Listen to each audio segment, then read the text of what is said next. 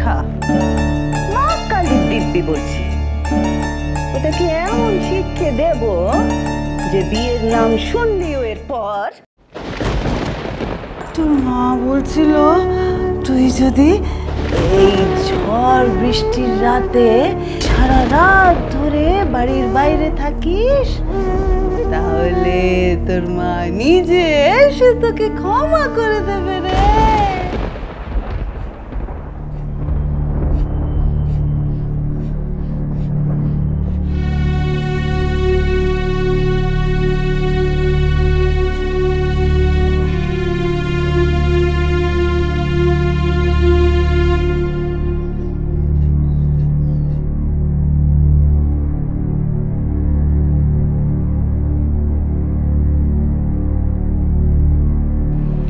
তুলুন তো দেখি মা, একটুখানি বলুন তোমার।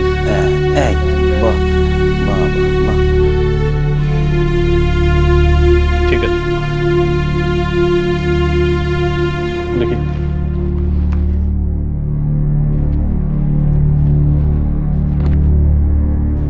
ভয়ের কিছু নেই তো ডাক্তারবাবু? বুকে খুব বাজেভাবে সর্দি বসেছে, যে ওষুধগুলো লিখে দিচ্ছি সেগুলো ঠিক মতো না পড়লে নিউমোনিয়া হতে পারে।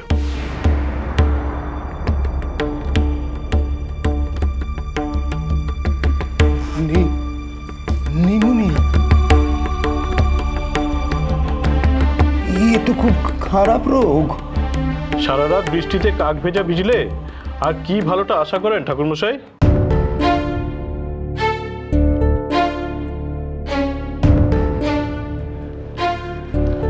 ওষুধগুলো যত তাড়াতাড়ি সম্ভব এনে খাইয়ে দিন, হ্যাঁ? আর বাড়াবাড়ি হলে আমায় খবর দেবেন, দেখবেন যেন ঠান্ডা ঠান্ডা না লাগে। যাই, মাকে গিয়ে খবরটা দিয়ে আসি।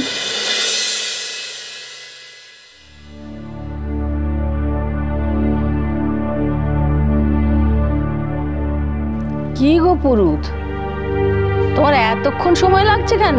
ভালো দিন কি কম পড়ে গেল নাকি? ছোট বৌরানীর তো শুধু ভালো দিন দেখলে চলবে না, সব দিক দিয়ে একটু বিশেষ শুভ দিন বার করতে গেলে একটু তো সময় লাগবেই।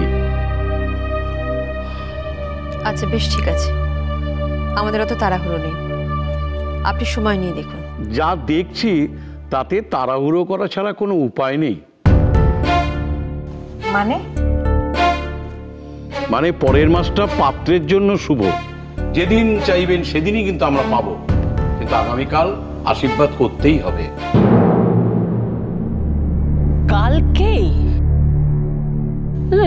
সেটা কি করে সম্ভব?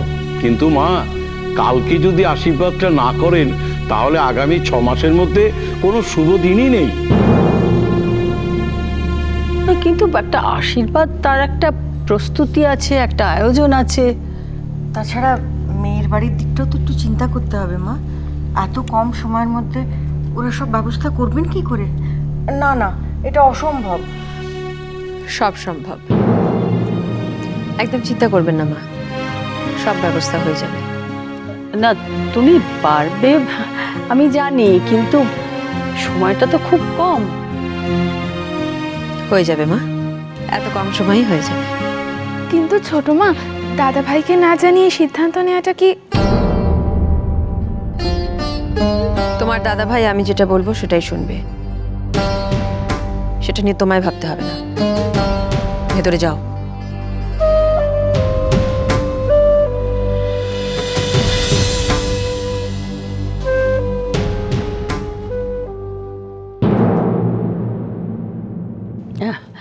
তাহলে আর কি, শুভস্য শীঘ্রম। মা, আমি তাহলে মহেশকে ফোন করে বলে দিই যে আশীর্বাদটা কালই হচ্ছে। বেশ।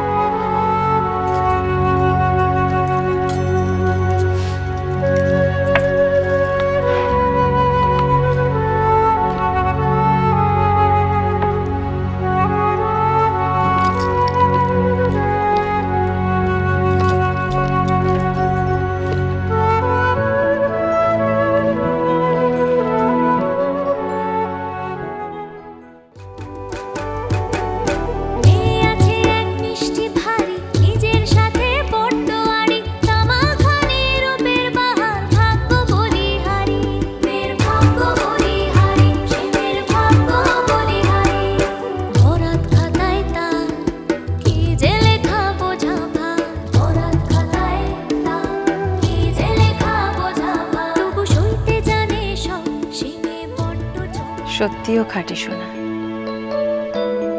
আমার সাত্তকের যোগ্য বউ। আমায় কিছু বললে? এ ঘরে তুমি ছাড়া আর কে আছে? কাল তোমার ছেলের আশীর্বাদ, বাড়ির সমস্ত লোকের মনে এত আনন্দ।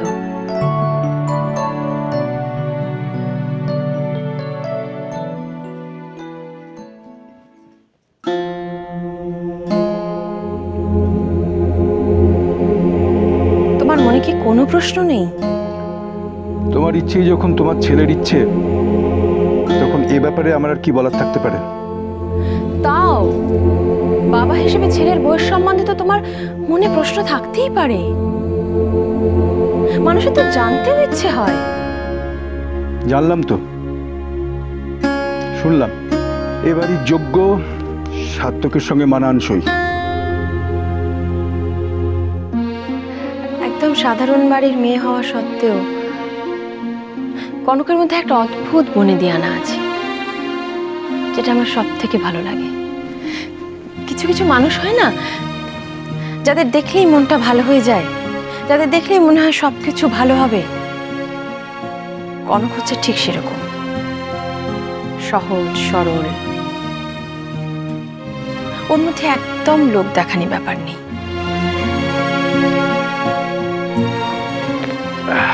তোমার ছেলে খুশি থাকলেই আমি খুশি।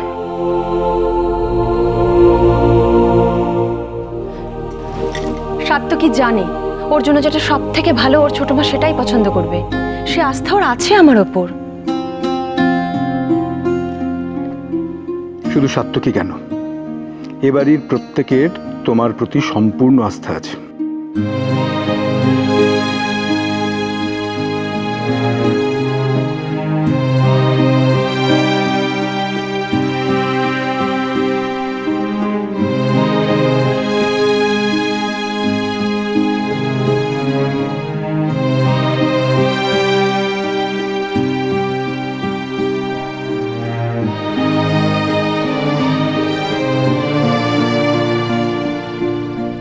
ছোট মা, বেনারসি কাকা শাড়ি নিয়ে এসেছে।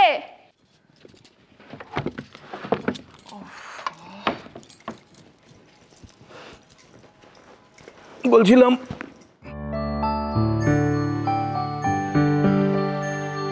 চা চাই, পাঠিয়ে দিচ্ছি।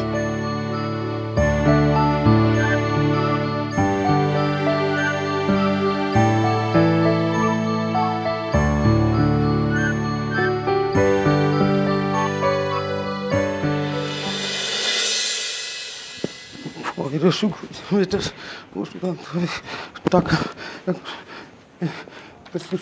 কিচ্ছু হবে না মা, আমি তোর জন্য ওষুধ নিয়ে আসছি। দাঁড়া, টাকাটা কোথায়? সব ওষুধ নিয়ে আসছি।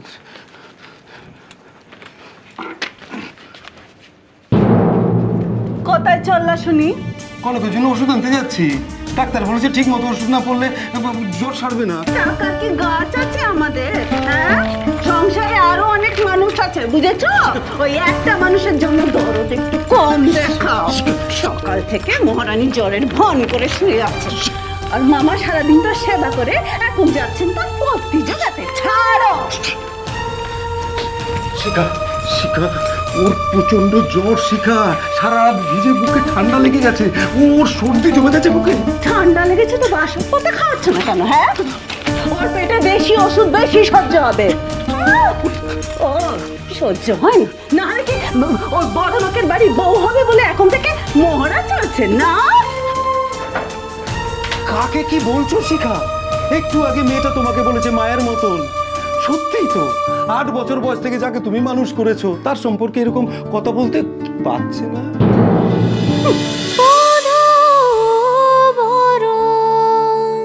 চলো চলো চলো চলো চলো পাল্টাই।